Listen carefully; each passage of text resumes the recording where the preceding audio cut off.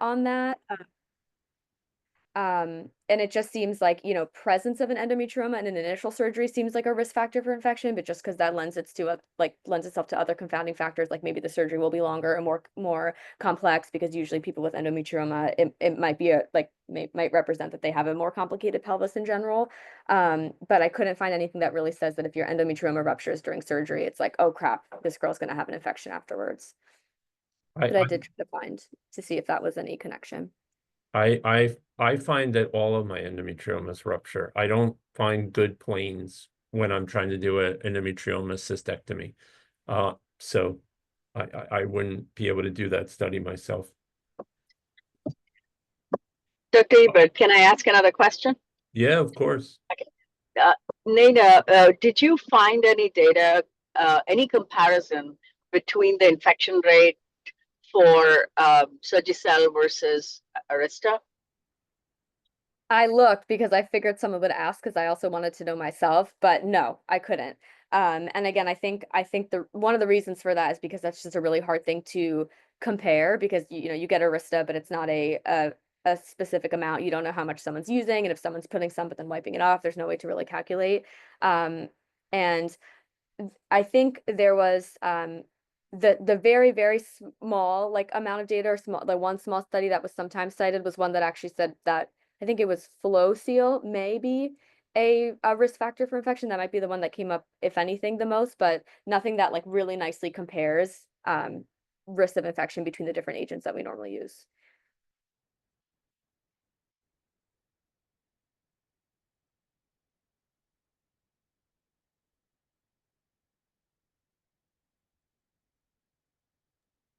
All right. Well, if there are no other questions, then we'll stop M&M now. Nina, great job presenting two very interesting cases. Also unique, not something we do every week. So that was much appreciated.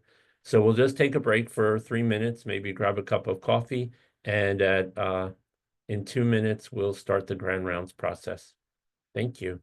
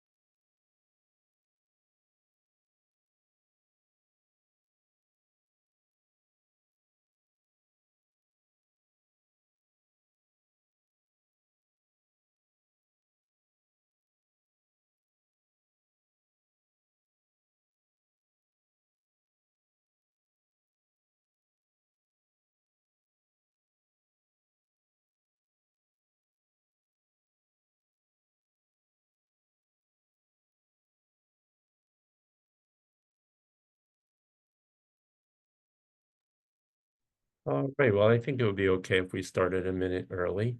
In just a minute, I'm going to ask Dr. Pradhan to introduce our Grand Round speaker. But in the meantime, just a word or two about attendance. Thank you, everyone, for naming your iPhone or naming yourself this morning. It makes attendance much easier, especially since Michelle's on vacation and Beth and I have to fill in for her. If there are two people sitting at the same computer, or if you're calling in and we don't recognize your phone number, you can email your attendance to me or Beth or Michelle. And with that, Dr. Pradhan, are you ready to introduce our speaker? I sure am. All right. So this morning, we have with us Dr. Archana Chatterjee. She serves as the Dean of Chicago Medical School and Senior Vice President for Medical Affairs at Rosalind Franklin University in North Chicago. She's a board-certified pediatric infectious disease specialist, and Dr. Chatterjee has practiced for over 20 years and is an accomplished researcher, serving as the PI on over 120 clinical trials, published over 100 peer-reviewed articles, 26 invited review articles, and 31 book chapters, and one book. Dr. Chatterjee serves on several national advisory boards and committees, including the U.S. Food and Drug Administration's Vaccines and Related Biological Products Advisory Committee, the Association of American Medical Colleges Group on Women in Medicine and Science, the Administrative Board of the AAMC Council of Deans, and the American Board of Pediatrics Sub-Board of Pediatric Infectious Diseases. She's been dedicated to the mentorship and sponsorship of faculty and learners throughout her career. In addition, she's focused on scholarly efforts on collaborative projects related to faculty and leadership development, presenting at national conferences and publishing her work in high-impact peer-reviewed journals. I invited Dr. Chatterjee to talk to us after Dr. Hutchinson and I heard her speak at ELAM this past fall, and I'm very excited. It was on my checklist, September 24th, that she's here with us this morning. She's been invited to teach in the ELAM curriculum, which stands for the Executive Leadership in Academic Medicine Fellowship curriculum, for over a decade, and I'm so excited that you are here, not only because, of course, Archana is a great name, but you have so much knowledge to share with us. Thank you very much, Dr. Pradhan. It is indeed an honor and pleasure to be with you all this morning. I'm going to try and turn on my slides. Are you all able to see my slides? If somebody can give me... We sure are. Okay, that's terrific. Thank you. Thank you so much.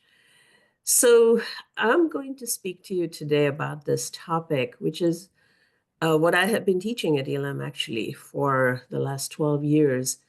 And that is what I call life-work integration. You might have heard about work-life balance, and we'll talk a little bit about why I think it is a better term to use life-work integration than work-life balance, but it gives you some idea of the topic. I'll also tell you that I came to this, doing this via ELAM.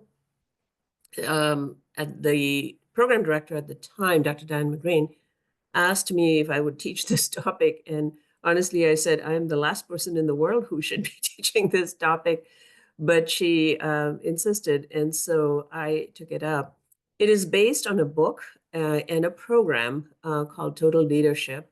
This has existed at Wharton School of Business at the University of Pennsylvania for over 30 years now. And the program is actually taught in various businesses mostly, but it is actually applicable to pretty much anyone, whether you are a student or a resident, a learner, a faculty member, an administrator.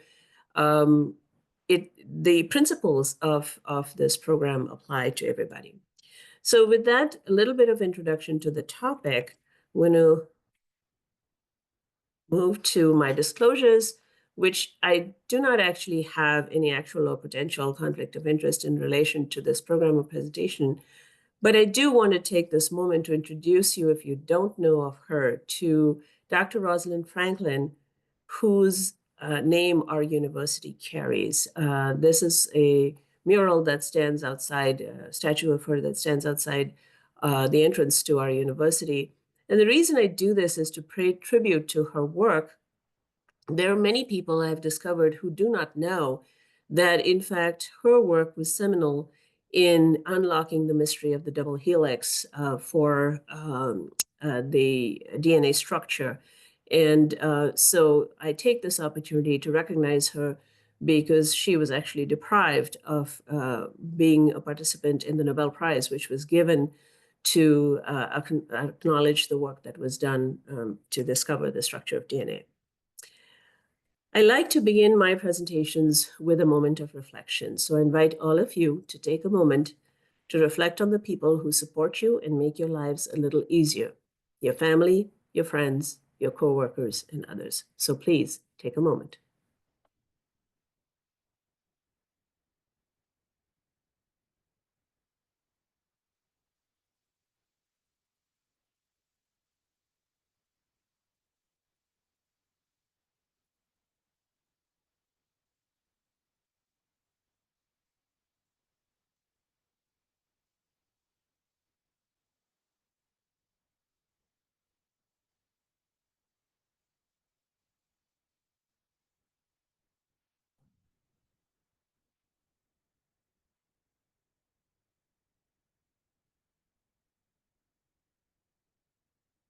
All right. Now, ordinarily, I show this video at this stage, and some of you may have seen this video. It's an old one from a TV show, the I Love Lucy show. And this is of Lucy and Ethel in the chocolate factory. I will tell you, it's a 2-minute video that is hilarious. Unfortunately, when we practiced this earlier in the week, the sound on the video wouldn't come through. But I encourage you to watch the video if you have 2 minutes time, and I assure you that it will make you laugh. I've seen this video dozens of times, and it makes me laugh every time I see it. I believe that my slides will be made available to be able to get the web link from that. All right, so what all do we hope to achieve in the next 50 minutes or so? This is at the top right is a photo of the book that I reference by Dr. Stu Friedman, who started the program at Wharton and published the book and has done a lot of work thereafter in this field. We're going to start out by discussing the 3 principles of total leadership, exploring being real, being whole, and being innovative. You will hear these terms being referred to in other terms that are much more familiar. So being real, for example, is authenticity. Being whole is integrity, and being innovative is, of course, being creative. We'll then talk about how you can figure out how to align your values with your actions. And to do this, this is really the core of this program. Dr. Friedman recommends what's called the 4-way view. There are 4 domains in our lives: our work, our home, a community, and ourselves. And at times, these domains seem to be in conflict with each other. And that is what causes a lot of stress and distress. And so the crux of the program is how you can integrate these areas and make sure that the things that you are doing are actually aligned with your values. And then at the end, we'll talk about how you can design an experiment that is intended to produce a 4-way win. I will tell you, and Dr. Pradhan will affirm, that it is actually quite difficult to design an experiment that would have impact on all 4 domains, but we'll talk about some ways you can do that. So this presentation is really for those who are succeeding in at least one aspect of their life, but may be underperforming in others, and perhaps failing to capture value from one part of their life and bring it to bear in others. As I mentioned, some people feel like they're living with too much conflict among their different roles. Now, this is where I talk about this life-work or work-life balance and life-work integration, the distinction I make between the two. By the way, the Wharton program is called work-life integration. I changed the order because I think your life is more important than just your work. And so the life should come first. So when we talk about balance, you sort of think about it as this teeter-totter. You are continuously trying to make things work out so that everything is in balance. But often when you're succeeding in one aspect, so you're on the high side of that teeter-totter, you are low on another side, and that continuous balancing act is actually quite difficult. So let's talk a little bit about how much we work. And I did not warn you about this, but Dr. Pradhan knows that I like to have the audience participate in my presentations and not just be passive listeners. And I cannot see very many of you, but I would like you all to participate as much as you can. So here's your first question. Do you actually know how many hours you work each year? And I don't think I can see the chat either. Oh yeah, I think I can see it. Yeah, I can bring it up. So type it in there. How many hours do you work each year? Anybody, take a guess. I don't see anything typed in there.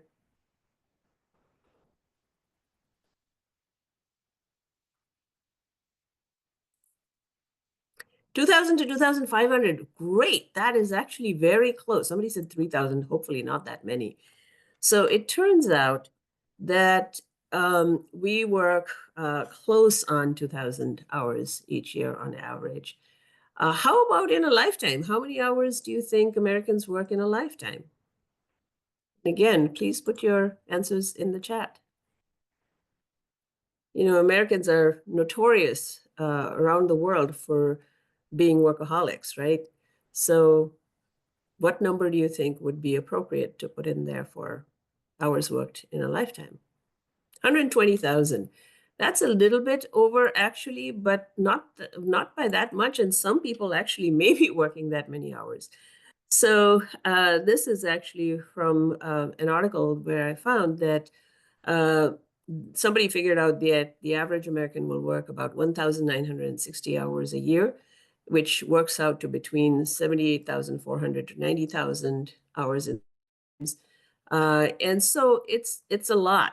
It's a lot. A large part of our lives is devoted to work. The question is, how many of these hours will you keep to work for you? So here's the next exercise I would like you to do. And again, this is just something you do on your own. I want you to ask yourself this question. Are all parts of your life in perfect harmony? In other words, as the pictures show on the top left, are you in your Zen space and everything is well aligned and perfect harmony? And if you are, perhaps you can share that with those of us who are still on this pathway to try to get there. For many people, they are doing what's depicted in the other two pictures at the top, which is multitasking or juggling. My personal favorite is the bottom picture where this lady is not only multitasking and juggling, but she's actually on a tightrope. So many of us find ourselves doing these things, and I know cognitively that it is not healthy, and yet I'm an inveterate multitasker. So just take a moment and think about this for yourself.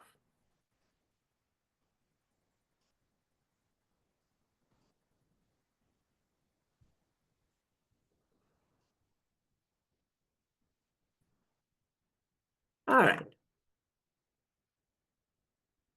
So people are interested in this concept of life-work integration because they begin to suffer from the consequences of this constant trying to juggle and balance everything and not being successful at that. So that makes us unhappy. Some people feel unfulfilled because they're not doing what they want to be doing, what they actually love doing. As I've taught this over the years, people have told me that they don't feel genuine.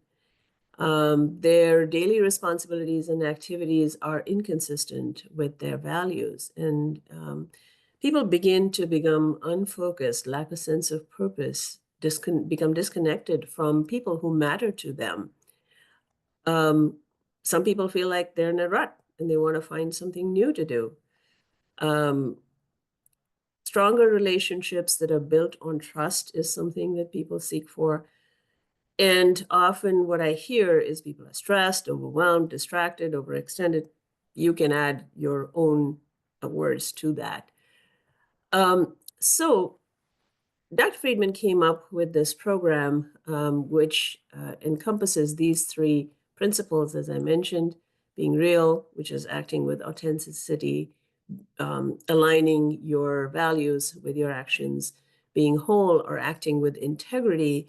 And this is really thinking about the whole person, yourself, as well as everyone around you. And then finally, being innovative or acting with creativity to change the current situation, because only you can actually change that. Pediatric infectious disease specialist. So as a pediatrician, I love Dr. Seuss's work. I like this quote a lot from one of his books, is be who you are and say what you feel, because those who mind don't matter, and those who matter don't mind. And so this is about those who matter, yourself as well as the people who are around. Okay, this is not going in the direction I wanted to. Okay, here we go. So the practice of life-work integration is intended to help you to clarify what is important for you so that you can go from perhaps feeling unfocused, in some cases rootless or fake, into being much more purposeful, genuine, and grounded. As I mentioned, being whole is respecting the whole person. So people don't feel fragmented and resentful and overwhelmed, to being much more connected, supported, and resilient. And finally, to conduct experiments to improve the outcomes so that they go from being stuck where they are, being stagnant, apathetic, and perhaps even pessimistic, to being much more curious, engaged, and optimistic. Through this process, what is intended to happen is to allow your core values, what you really believe in, to surface, and to transition how you allocate your attention, skills, and resources. Okay, now my slide seems to be stuck. I'm not sure why. You have selected to do notation on the screen, so turn that Oh. notation off. There might be a little menu on the lower left. Turn off annotation. Okay, I'm looking for that. There's a toolbar on there. I don't know how I managed to do that. Do you see a little green pencil at the lower left-hand corner of your screen? I do. Okay. Turn that off. All right, it is off And now. there Thank you you go. so much, Dr. Ebert. I No appreciate worries. that. All right, so this is your next exercise. Let's start with the being real or authenticity. How do you clarify what's important to you? So if you have something to write with, that's good. If you don't, just use your cell phone perhaps. Is a simple question. What will your life's legacy be? Take a moment, write it down.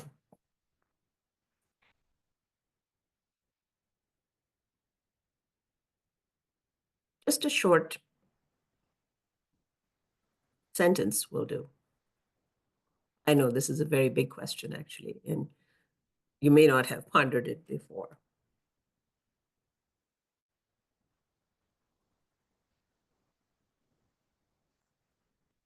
Here's your next one. What are your core values, beliefs, and ideas? I invite you to write down 3 things that are really, really important to you.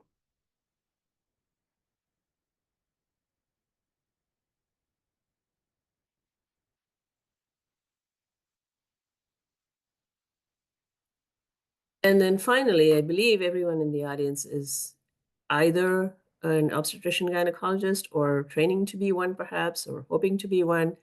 But what kind of fill in the blank do you want to become?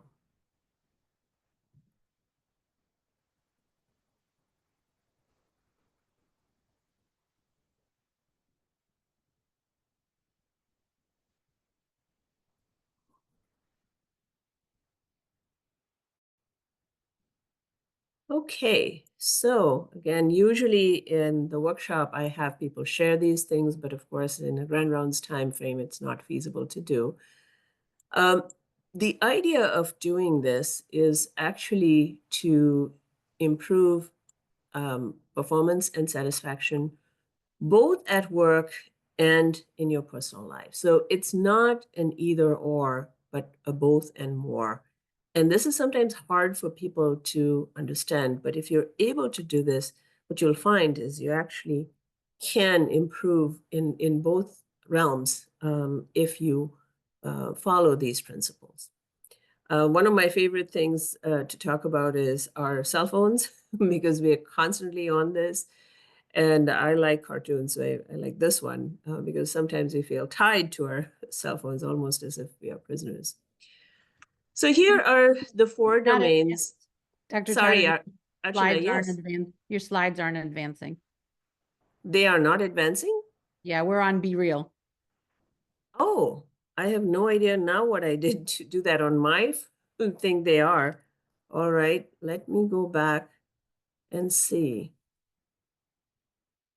Okay, so did you get this one, which has the exercises on it? Or No. yours? We're No? still looking at Be Real. Why don't you stop sharing and start Okay, sharing let's do again? that. I'm going to try and do that. I have no idea what I did. Okay, can you see it now? No, we are still No, seeing you're Be still Real. seeing the same thing. Okay, I don't know. I would stop sharing. I'm trying to do that. Uh, And look at the top of the screen you're sharing. okay, It'd be a little menu bar with a red stop button. Maybe that's the problem. Find the window that you're sharing. Maybe you closed it earlier and you have to find it I again. see the stop share. Thank you. Okay, perfect. All right. Sorry for all the It issues with happens. No worries. technology. Let's see.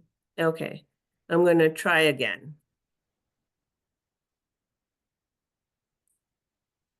You seeing my slides now? Yep. All right. So let's try this one more time. Are you seeing the one that says be real, act with authenticity, clarify what's important to you? All right. So in the interest of time, I think I'm going to continue with this and ask you to do this exercise on your own. But you see the questions there now, right? Yep. Okay, good. All right. And this is what I was talking about when I mentioned that there are benefits both in the workspace for your career as well as for yourself in your personal life. And there's the cartoon of the cell phone. All right. So this is where I thought I was, and we're back now where I wanted to be. So these are the 4 domains that Dr. Friedman identified. If you go to the website, which I will provide at the end, you can actually get on it. There's a paid part of the website and there's a free part. You can go to the free part of the website, do this next exercise, and actually generate these circles and see how they fit together. So that's why I put this slide up here.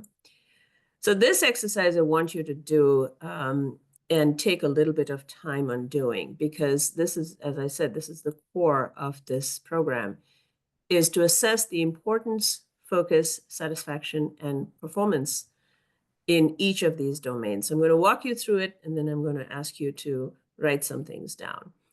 So the domains, the 4 domains are in the first column, as you see, and across the first row, you see the areas that we want you to think about. The first one is the importance of your work, your home, your community, and yourself. What importance do you place on this? This is a percentage, and the total should add up to 100%. Sometimes I have people tell me I have put in 100% for everything. And you know that that is a mathematical impossibility, right?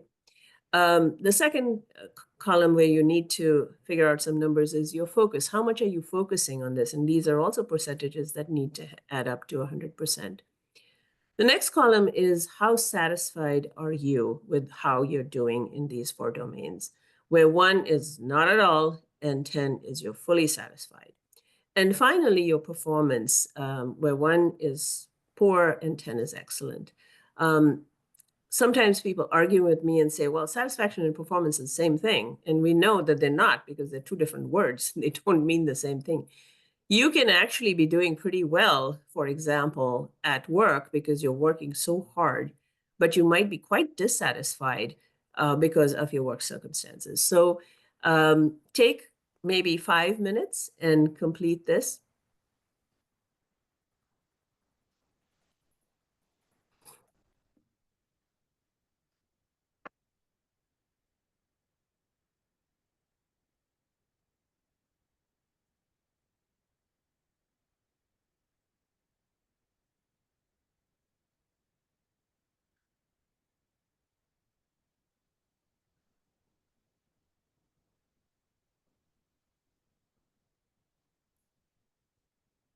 And I will just say that this exercise, I will ask for some brave souls to step up and speak.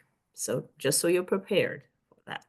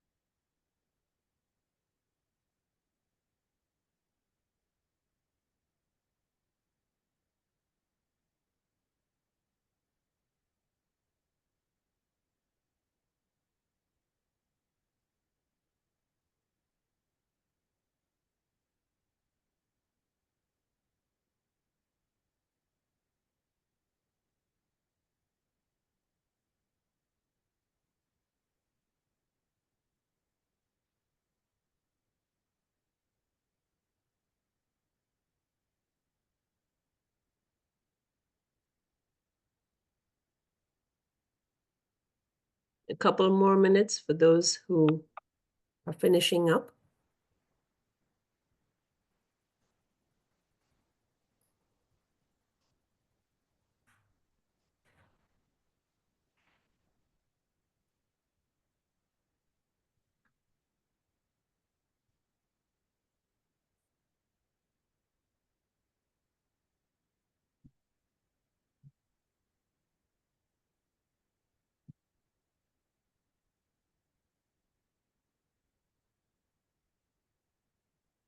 One last minute.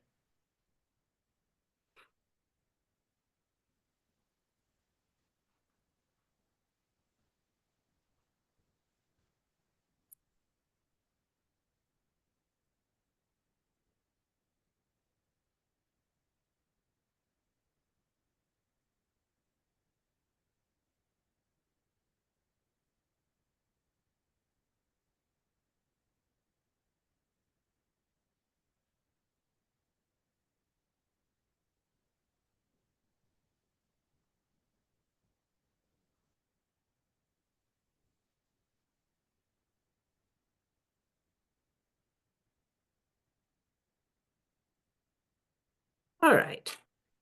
As promised, here's your opportunity to tell us what you see when you looked at your responses.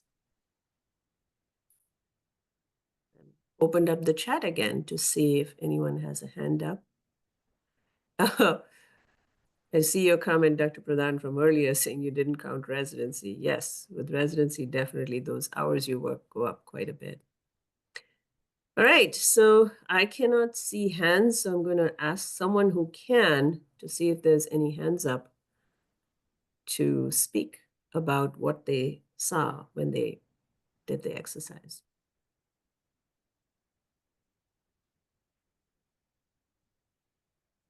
Somebody is not driving or is in a space where you're able to do it.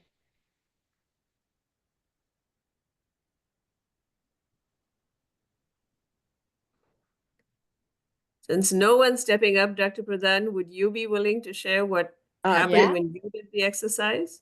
This is Charlotta Ayers. I'll, Dr. Oh, Pradhan, please. I'll Charlotta? take this one. Okay. Can you hear Perfect. me? Yes, I hear you. Okay. Hi, I'm Charlotta Ayers. I'm one of the faculty here as well. And I was very interested because I've seen through my career over time, there's been changes if I look backwards regarding some of those questions, right? And I see that my, what was really my satisfaction performance, I was shocked that as I was looking at it, it's a little different, right? That, you know, I might be satisfied, such as I'm really satisfied. I'm going to use my family. I'm very satisfied with my family, but maybe my performance in that area is not where I really want to. I think it was very enlightening as you put these things together to really step back and look at how these are important to you, but how the reflection of how you're actually putting the time into those things that are most important. So thank you very much. Thank you so much, Dr. Ayers. You're spot on. This is often the realization that people have. And also the change that you mentioned over time, because of course our life circumstances change. I'm speaking now mostly to the residents, you know, while your lives are a little bit different now, they will change once you finish your residency and you actually become an attending physician. And even for attending physicians, especially those of us who are in academia, what our lives looked like when we were early in our careers versus where we are now and might go later also changes. So in fact, this is an exercise that I think is valuable to do at different stages of your life, just to see where you are and where you might want to go. All right, let's see. So this is another video I show that I'm not able to show today. But for those of you who are interested, it's also a short video. This is Rihanna's song. Your slides aren't back up. Oh, back up again. Yeah, How's that? I see them. Okay. I see So- the president sitting behind the desk. Yep, that's the one you should be seeing. Dr. Pradhan cannot see the slides. It looks like you can now. I see your thumb up. Okay. So this is a Rihanna song that they've taken and cut President Obama's words where he uses the word work, and it just goes work, work, work, work, work. So it's kind of fun to watch. All right, so we're going to switch gears and talk about how you figure this out for yourself. So when you get beyond the authenticity piece, let's talk a little bit about integrity and respecting everyone that is around you. So this is important, especially at work, where we tend to just focus on the work and not sometimes at least think about other aspects of their lives. But these are human beings we're working with, and they all have other things that are going on in their lives. So just being mindful and respecting that. The reason it's important is because we need the help of a lot of our stakeholders, people who are around us, so that they can help us in doing what we're trying to do, whether this is in our personal space or in the workspace. It doesn't happen automatically. You really have to clarify what expectations people have and be open to change so that you can meet those expectations. While you're doing this, you need to set and respect boundaries. And also, what you're doing is trying to invest in what's called social capital so that you nurture supportive networks around you. The way to do this is given in the book through what are called stakeholder dialogues. These are conversations with the people that are most important in the various domains in your life. And they're key to really determining what are your expectations of them and theirs of you. This is what helps you understand other people's values and goals and help you, once you understand those, to align your interests with theirs so that you can get support. And really, this is vital to your success because none of us lives or works in a vacuum. So as you've figured out by now, there are lots of exercises in the book, and this is the next one. I'm not going to make you do it, but this is the first of two charts. This first one is to be filled out after you speak with the people in the different domains, and you see yourself listed in that domain. And this is what's called the outside-in view, where you identify the most important people in your life and have a talk about what they expect of you and how well you are meeting those expectations. The next chart is the inside out view, where you identify what you expect from them and how well they are doing in meeting your expectations. And when I've taught this and talked to the fellows and Elam about this, this is really revealing. You know, we're sometimes not very good at having these kinds of conversations with people. They can be uncomfortable conversations, but they're really important to have because without that, we're working on assumptions that may or may not be correct. So to set up these stakeholder dialogues, you need to build trust. People have to be able to trust that whatever they're going to say to you, you will take at face value in the way that they mean it. It is intended to enhance your understanding, gain support, as we talked about. And this is really important. Like I said, you know, being prepared for surprises. I did not mention before, but I actually participated in this program, not when I was a fellow. I was actually a faculty advisor at the time in ELAM, but they had us go through it. And so I met with my stakeholders, and I remember this conversation with my husband and daughter quite well, even though it was more than a decade ago. And what they essentially said was they wanted me to be happy. That is what their expectation was from me. And I thought to myself, well, do they think I'm unhappy? I'm not unhappy. Well, while I didn't feel that way, they were perceiving things that made them think that I was unhappy. And so I had to change quite a few things and the way I came across to them and to other people so that they would not misconstrue what I was trying to do. So we now move on to the third principle, which is being innovative or acting with creativity by experimenting. And the goal here is to achieve what I talked about already, which is a four-way win by rethinking the means by which work gets done and you get away from what you've traditionally been doing. You have to have courage and openness to experiment and really think about new ways. How will you create mutual value among these domains? Stay focused on results, and like any experiment, you evaluate how you do, especially when it comes to stakeholder expectations. So I'm going to go over some of the types of experiments that are listed in the book. You can develop your own if you want to. But the first three are listed here. The first one is reflecting and tracking. This is for people who like journaling. You know, they like to write things down. And it's helpful to increase self-awareness, focus on goals, maintain priorities. Number two is my favorite go-to. I'm a list maker. So planning, organizing, that's my jam. That's how I get things done. And that's what keeps me grounded and actually centered on what I am trying to do, both in my personal life and in my work life.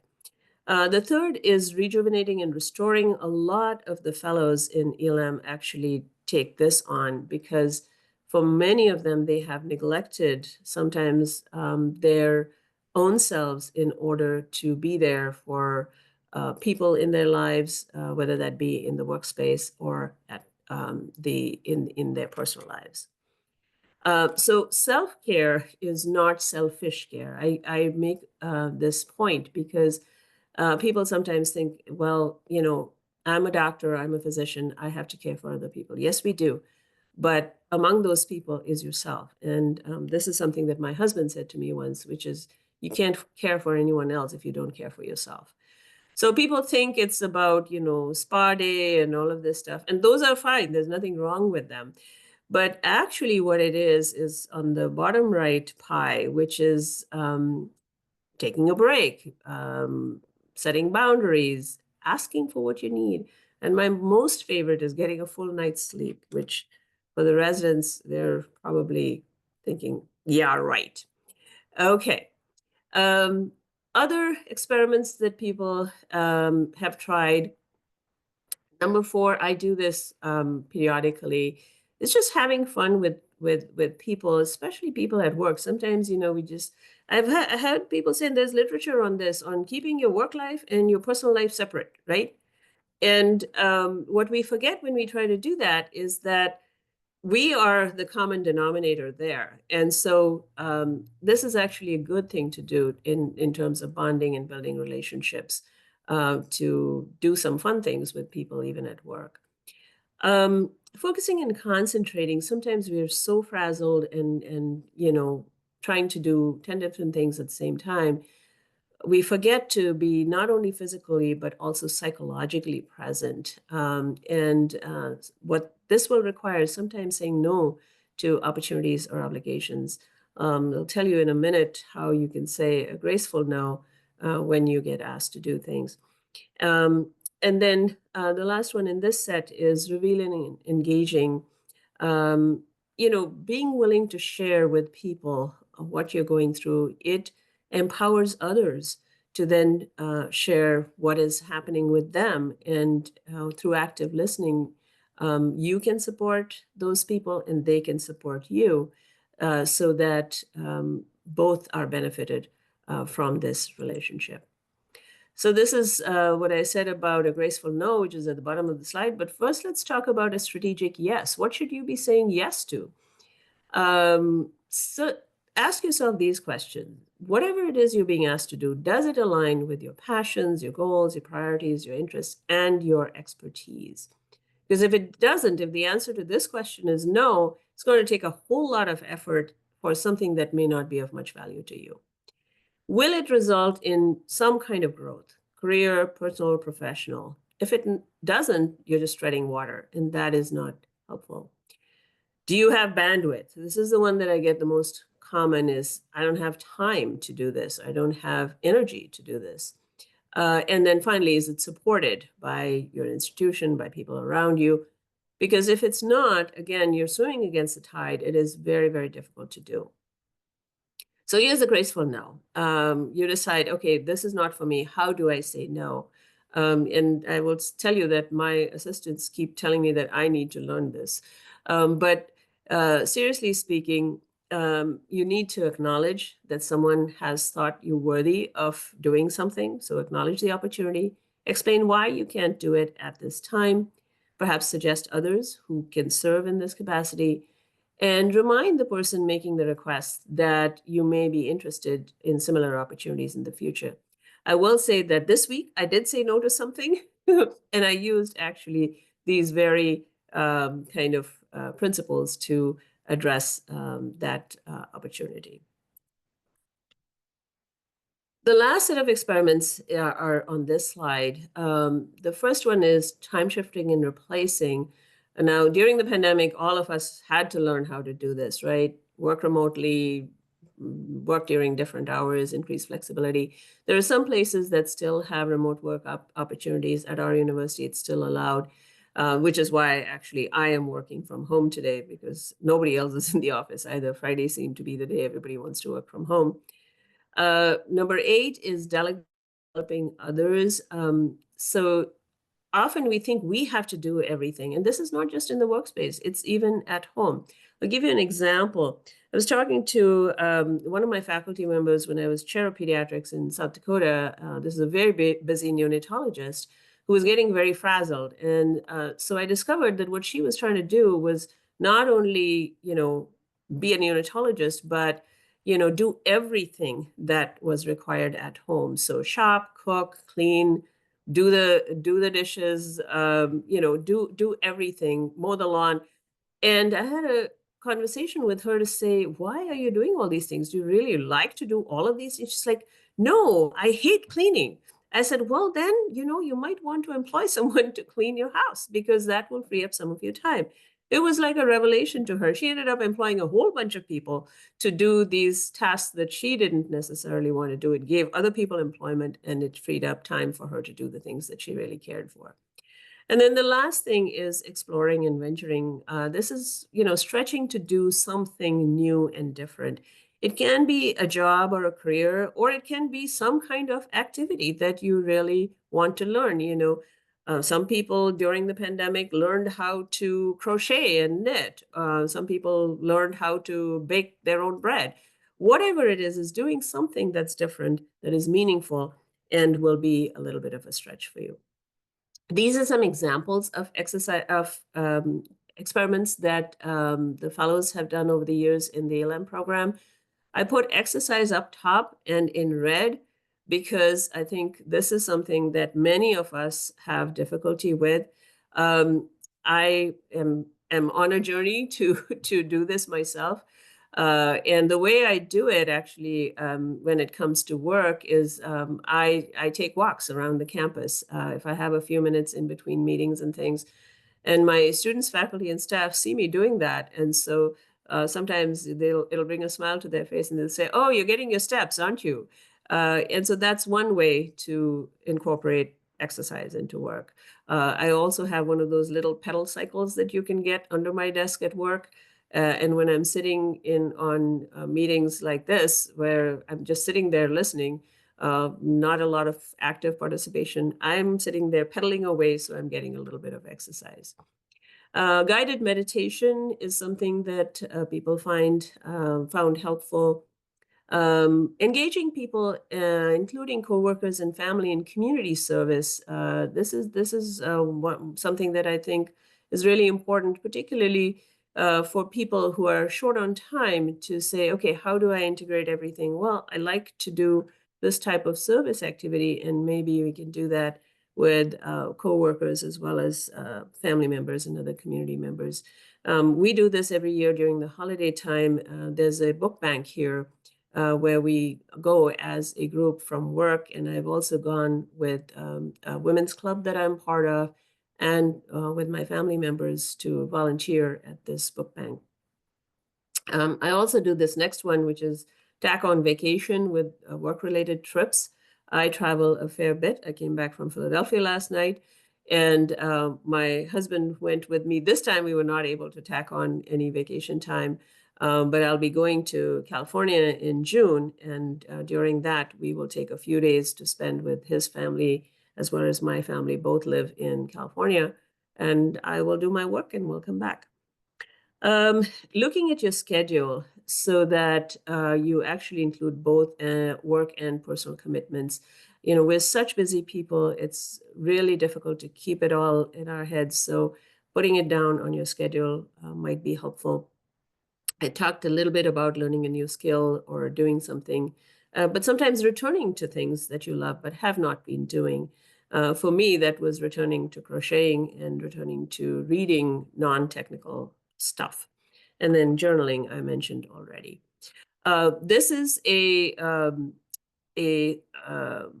sign that I saw on one of our notice boards outside somebody's office. And I thought, this is kind of fun, how to take a break. So if you're looking for ideas, you might find some in this. So these experiments, how should you design them? You want to have some learning, which is in the middle of this chart. What it's showing you is skill and confidence on the x-axis and risk and uncertainty on the y-axis. And as you're thinking about what you might change, you know, think about what your skill and confidence is in that realm, okay? If it's high and you're not taking much risk, you are in your comfort zone, okay? You're not going to do a lot of learning here. Converse of that, if your skill and confidence in something is low and the risk of whatever you're trying to do is high, you're in your fear zone, and not much learning happens when you're fearful either. So try to design something where you have a moderate amount of skill and confidence, but a certain amount of risk that you're taking, and you will be in the learning zone. So ask yourself these questions as well as you're designing your experiment is, how do I know I'm in the learning zone? What's new? What's challenging to you? Be cognizant of any risks that you may be taking. How are you managing or minimizing those risks? And do you find a win in every domain with what you're trying to do? At the end of it, you should ask yourself this question: how will your experiment result in your having a richer life, a more balanced, if you will, life, but really a more integrated life? This is a scorecard. This is also in the book that you can use to measure outcomes. And so you can fill in the goals in each of the domains. You can figure out metrics. How will you know if the goal is achieved? And then what the action steps are for you to achieve those goals. So in summary, what you want to do is create sustainable change so that you have improved performance in all domains in your life. Look for those four-way wins. Use these principles of total leadership to achieve those. And last is to reflect and grow from that. So what do we mean by that? Take a look at the scorecard and see how you're doing. I do this periodically for myself. Go back to those stakeholders and see if they're seeing a change by what you're changing. Some people do this exercise. You know, here's what I was doing then. Now, what it looks like. Go back and repeat. Distill the lessons you learned. Understand what changed for you. And as always, practice this. Dr. Pradhan mentioned that we were at an ILM program just a week or so ago. And one of the former fellows, the alumni from the program, came up to me and spoke very eloquently about how she was continuing to use this and how valuable she found it. These are some of the references that I've used. As I mentioned, the book. This my4circles.com is actually the website I mentioned. And some of these are additional articles. There's another book by Dr. Friedman if you're interested.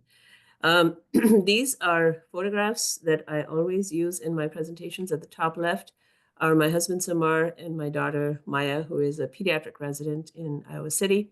And at the bottom right is a photograph of my cabinet.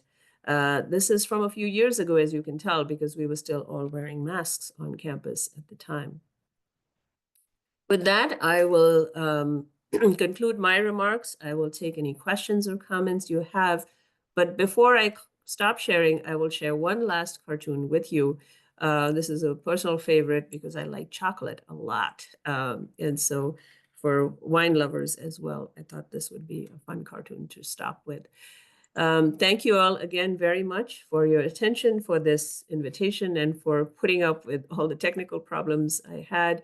I'm happy to answer questions or take any comments any of you have. Dr. Chatterjee, thank you so much for this excellent and insightful talk. Are there any questions?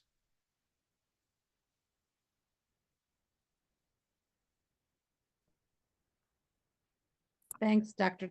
Chatterjee. I wanted to share with the group, and maybe you can then tell us if there's this four-way win concept was so intriguing to me when I heard you speak about it.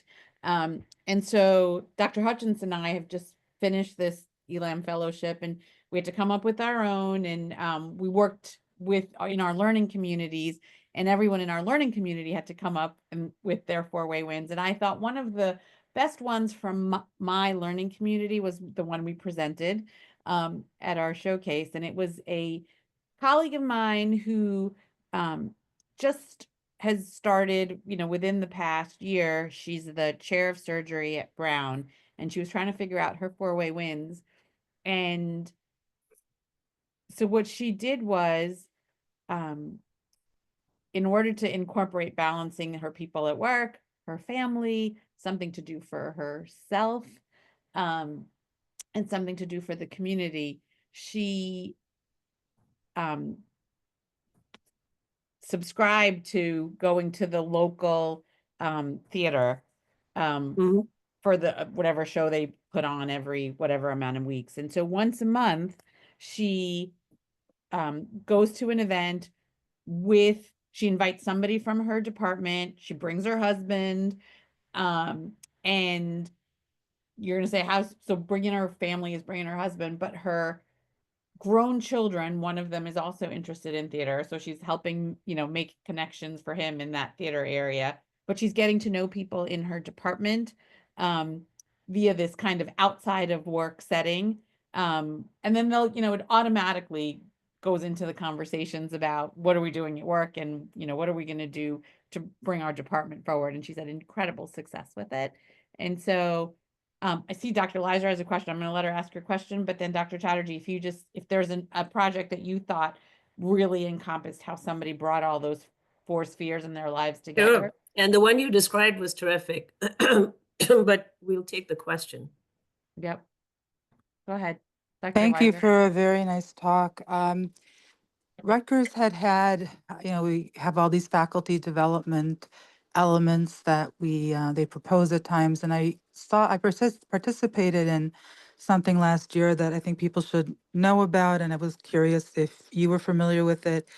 There's a national organization called NCFDD. I think it's National Center for Faculty Development and Diversity, maybe. And I mean, it's a huge group. It's not specific to those in medicine, but their goal is to really empower faculty and academia. And, from time to time, I've kind of logged on and done some programs with them. It's all virtual and online type of thing. And they have a whole library of resources. And I wanted to let people know that that's out there. It may be of interest to some folks. And B, I wanted to know if this is something you were familiar with, and if so, what your thoughts were on that. Unfortunately, Yeah. yeah, I am not. Although I've done a fair bit of work in faculty affairs and faculty development in my career, it's been focused in academic medicine. So I'm not familiar with the organization that you're talking about. It very much is along the line of the wonderful presentation you gave today, and it made me kind of resonated even more strongly with me because of that. So thank you. I'm wondering if someone could send me that information. I would love to explore that. Dr. Pradhan's probably going to be the person to do that. So thank you. I'll go back to the question you asked, Archana, about, something, because over the years, I have seen this, and just so you understand how it's set up for ELAM, because Actually, this thing that I covered for you in 50 minutes or less is a year-long program. That is how it's set up at Wharton. And we compressed that for ELAM into a 3-month program. At the end of that, the ELAM fellows do what is called a showcase. They showcase their work and they do it in trios. So they do it as part of learning communities. So over the years, I've seen some very innovative, some very intriguing and interesting things. But the one that always remains with me is a fellow from Philadelphia who actually did this. Apparently in Philly, they have, in some communities, they have what are called community fridges. I don't know if you're familiar with these, but they're basically fridges sitting on a sidewalk somewhere. And what people can do is bring extra food that they have at home and place it in those fridges. And people who are food insecure can actually go in there and help themselves to the food that is there. So this fellow was very interested and was actually doing this herself. She would just take over extra food from her house, started bringing her kids there, her husband there. She introduced this at work, and so her coworkers started going with her to do this. And she worked with some church groups and other people in her community to also do this. And one of the stories she told was really heartwarming because she said one day she had gone there with her children to put some food in there, and there was someone waiting to see if they could get some food. And so this person asked her, well, what am I having for dinner tonight? It just makes you think, you know, the impact that you can have. And I think it's so great that she's teaching her children as well as her co-workers. And she said that it was very, very meaningful to all of them to participate in this volunteer program. So with that, I think I have a couple more minutes left. If anybody has final comments or a question to ask that I could answer quickly.